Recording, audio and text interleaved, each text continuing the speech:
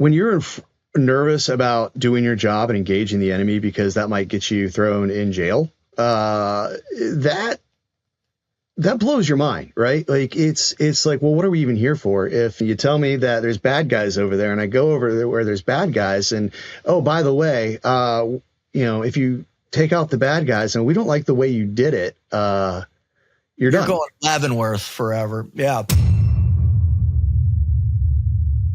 They had us based out of Camp Leatherneck during the retrograde in 2014, which is kind of an interesting period of time because no one really talks about it. We talk about Fallujah. We talk about, all these big battles in the global war on terror. The Corps just in 2009, the Marja push. I mean, I was there with the agency during that. And I remember there's a guy at Ground Branch who was on my base who was a former lieutenant colonel in the Corps, and his son was out doing overt daylight patrols, and they got they get hit with IEDs, and it was, you're just like, wait, what is going on? It's 2009.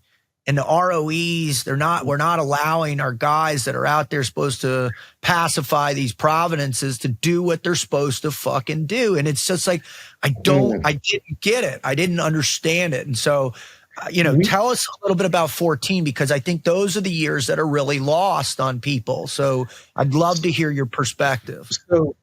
So first, we were supposed to be the last combat units in Afghanistan. When we left Leatherneck, that was supposed to be it. And we see how that went. But the ROEs, man, you had me fired up on that because we were afraid to do our job. We thought if we take out, insurgents who are coming at us, attacking us, that our command was going to fry us. That is something that doesn't make you feel confident in doing what you're doing. And eventually, though, the job, it made me very apathetic to life at that point. I remember at one point, so we were on, we were seeing from the base that, because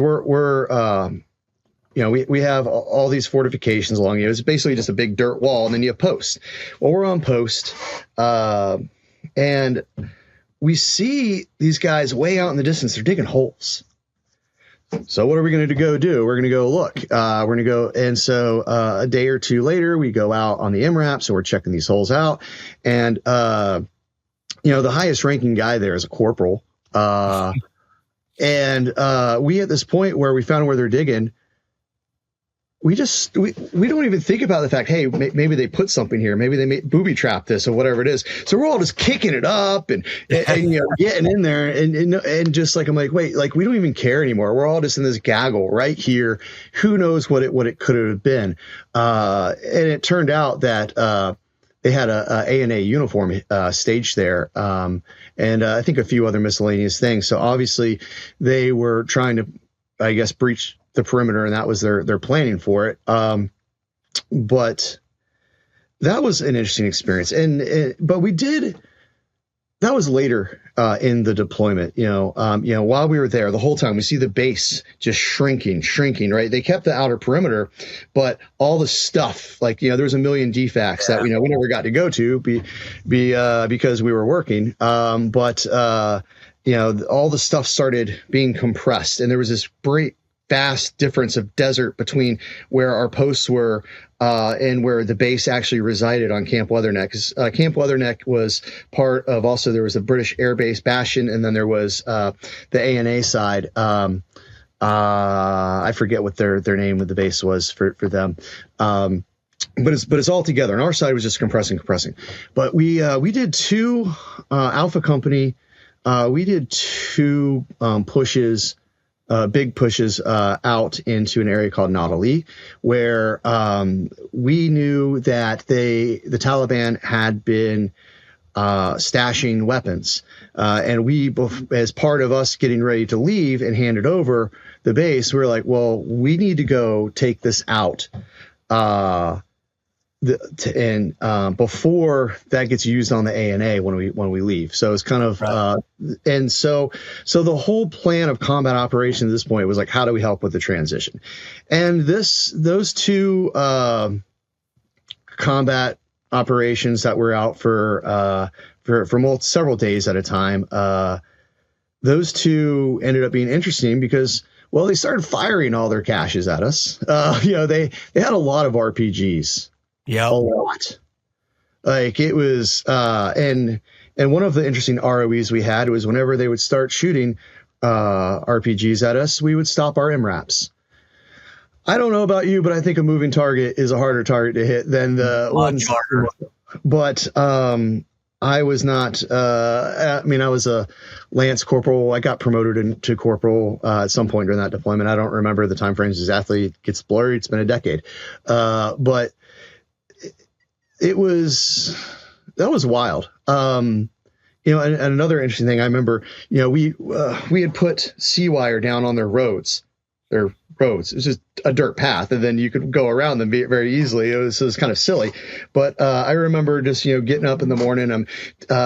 Me and 3 other Marines were tasked to go pick it up, and we ended up using my. If we had gotten attacked, what are the two most dangerous times? Dawn and dusk, right? So we're out there at dawn picking up sea wire, me with 2 other Marines, and we're using my M16 to hold the sea wire. Like a buddy's holding the barrel and I'm holding the buttstock. So if we got engaged, I can't even fight the enemy. Oh my God. Well, they didn't. Our leadership didn't go. They said, "Go get this." I'm like, "There's no, hey, take a shovel or something." It was just go do this. And so that was kind of a more comical story. But all those things turned into like, between the restrictive ROEs, between just the ridiculousness of the scenario that we were put forth there. It kind of just really changed me and made me very apathetic for a while. Like I remember being asked if I was extending to go on. Oh, that was another thing.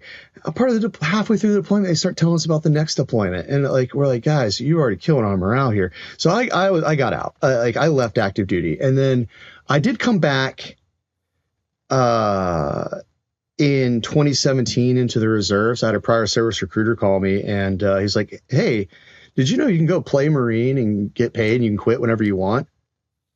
Wait, I have mastery over my career with you now? Why didn't you guys tell me this years ago? And so I spent about a year in the reserves.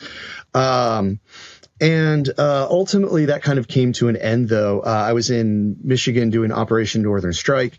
We were setting up fighting holes to just do the training where we were going to have ranges and get, attacked, whatever, and just shoot out at the targets we'd put up. So my team, my 2 guys, they dig their skirmishers. Now it's my turn to dig my skirmisher, right? Clank with the E-tool to the right, clank to the left, clank forward, pull it up. What do I pull up? Well, I pull out this, what I think was a rock. I live in New Hampshire, right? And so I just think big granite rock in the ground. Well, I pull it out, it was a live arty round. No. I'm holding a live arty round. They had EOD came out. They used a couple pounds of C4 to blow it up. They told me it was live, and then I should buy a lotto ticket. And my girlfriend, who's now my wife, she was like, "Dude, you got to make a decision. You almost not only like if that would have blown up, right? For me taking it." It would have just been me. It would have been my entire platoon. That would have been national news, right? Like, can you imagine what would happen if a platoon of Marines got taken out in training in Michigan? By a live arty round. No, I can't. Yeah. And so after that, I was like, okay, guys, like it's one thing if this were to happen in war. But you know what? I was only here to have fun, hang out with the boys, train the next generation for a little bit. I'm just going to hand off my tools, which was like just a manual, military manual, which was hard to get, and good knowledge in there. I just handed that off to one of my Marines who was under me, who I thought showed potential to be a leader. And I called it a day, and that wraps up my military career. So, what I find interesting is that, I felt a very similar thing in the beginning of the war, because I was in Afghanistan in the summer of 2002 and felt, apoplectic about the decisions that seemed to weren't being made in terms of a tactical focus or mission or, I mean, and later on, I ended up finding out that, Pakistan was flying senior level members of Al Qaeda out after Tora Bora, and Taliban just all went into Quetta, where Mullah Omar was, his whole tribe was. And it's like, I was like, oh my God. And then, the subsequent times I went back, ending with, my last trip over there in 2010, I was there a couple deployments with the agency. Mm-hmm. It's almost like nothing had changed. And then what you're telling me right now, on the way out, a very similar sensation was taking place. Now, I do have friends, at tier 1 units that, that they were getting the job done. But for the rest of us, I think other than some very strategic times, there was this kind of hidden hurdles for those of us that were trying to do our duty, right? Where to find that virtuousness and violence, and it just wasn't. The opportunities seemed to be thwarted at every step. And did you realize that like when it was happening, or did it really set in later on? I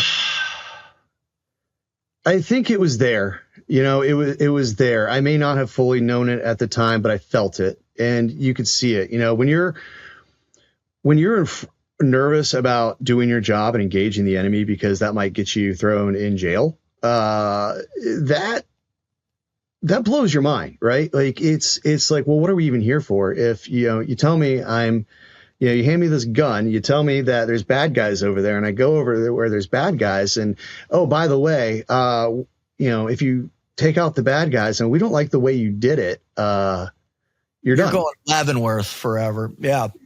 Yeah. So it was wild. And, I remember when we were out there, we knew there was a motorcycle. We had intel there was a motorcycle, a 500-pound V-bid. And lo and behold, as we're out there in Watkins Glen was the name of the operation when we're out in ROE, we had this riot happen where all these women and children were throwing rocks at our MRAPs and surrounding our vehicles and doing this and banging it. And by the way, those kids could throw. You want to make peace over there? You teach them baseball, because our MRAPs, you look at the glass and you thought maybe they were shot with AK fire or something, but no, it was those kids would throw rocks and they would shatter those bulletproof windows. Like, it was absolutely insane.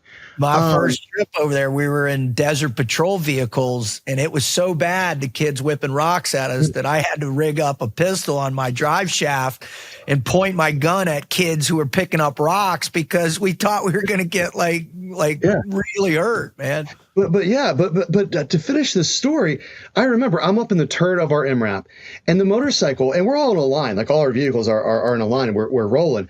This motorcycle just comes up and cruises next to all of us. I'm like in the middle of the vehicles. Like, there was 4 or 5 vehicles behind me. There was another 4 or 5 in front of me. Does anyone take the shot on the motorcycle that was 10 feet away from us? Nope. That could have been the one that could have blown us all up. No one took a shot. Not a damn soul took the shot. And we all knew there was a motorcycle that could have blown us up. And if all he had to do was just swing into us, if that was the one. Yeah. So that was just something I remember. Now, did we take the fight to the enemy? Yes, it did happen. But was the fighting were we on a leash? Did we feel on a leash the whole time? Yes, we did. So it was interesting to say the least with that.